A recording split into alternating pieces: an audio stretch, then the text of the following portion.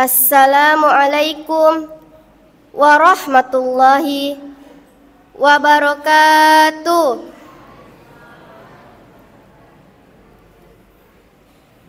Alhamdulillahi wa kafa, wassalatu wassalamu alal habibil mustafa wa ala alihi wa ashabihi ahli tuqa wal wafa. Subhanaka la ilma lana illa ma 'allamtana innaka antal alimul hakim. Rabbi shrah li sadri wa yassir li amri wahlul 'uqdatam min lisani yafqahu qawli.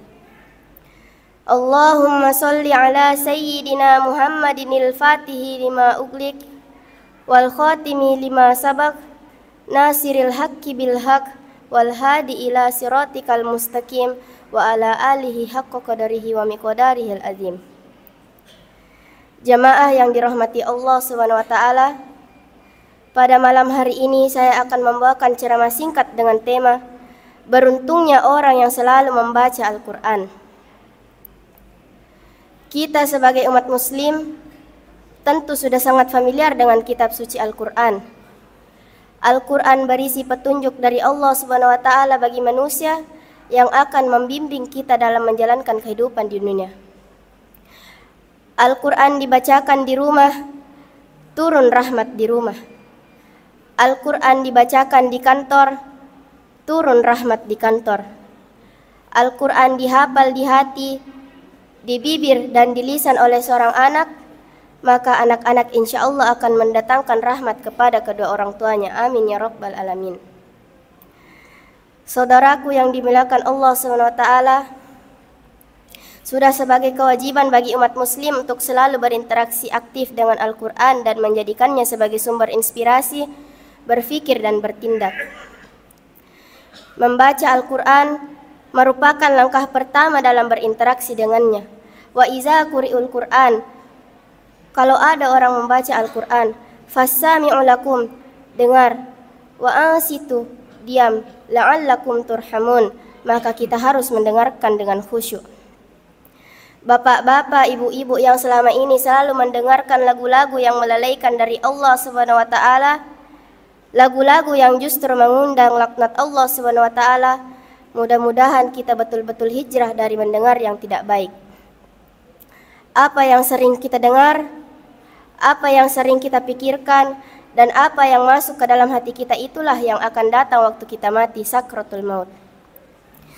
Dari Abu Umamah Al-Bahili berkata, saya telah mendengar Rasulullah sallallahu alaihi wasallam bersabda, bacalah Al-Quran, maka sesungguhnya akan datang pada hari kiamat sebagai syafaat bagi para ahlinya, yaitu orang-orang yang membaca, mempelajari dan mengamalkannya. Hadis riwayat Muslim. Jemaah yang dirahmati Allah Subhanahu wa taala, yang kekal abadi bersama kita adalah Iqra'ul Quran, baca Al-Quran, fa innahu ya'ti yaumal qiyamah, Al-Quran akan datang pada hari kiamat. Syafi'an li ashabi, dia akan memberikan syafaat bagi orang yang membacanya. Ashabi, siapa itu sahibul Quran? Al-mulazim lil Quran, orang yang mulazamah, orang yang istiqomah, orang yang mengikatkan dirinya muazabah terhadap Al-Quran. Siapa itu sahibul Quran? Orang yang menjaga fasih bacaan Al-Quran. Siapa itu sahibul Quran? Orang yang al-amilu bi ahkamihi, orang yang mengamalkan hukum halal haram. Halal kata Al-Quran dilaksanakan, haram kata Al-Quran dijauhi. Al-Quran bukan sekedar tulisan kaligrafi yang cantik dan indah. Al-Quran bukan sekedar dilantunkan dengan suara bayati, sika, saba, nahawan, jiharka dan ras, tapi Al-Quran diamalkan sebagaimana Rasulullah sallallahu alaihi wasallam mengamalkannya. Ya Aisyah, wahai ummul mukminin, bagaimana akhlak Nabi? Apa kata Sayyidatul Aisyah? Kana qulubuhul Quran, akhlaknya adalah Al-Quran. Kalau suaminya berakhlakul Quran, istrinya berakhlakul karimah Al-Quran, insya Allah anak-anaknya juga adalah generasi Al-Quran. Amin ya rabbal alamin.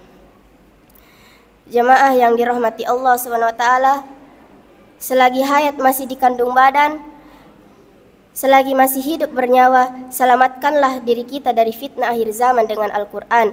Insya Allah akan menyelamatkan kita dari narkoba, penyakit sosial, LGBT, dan zina. Amin ya rabbal alamin.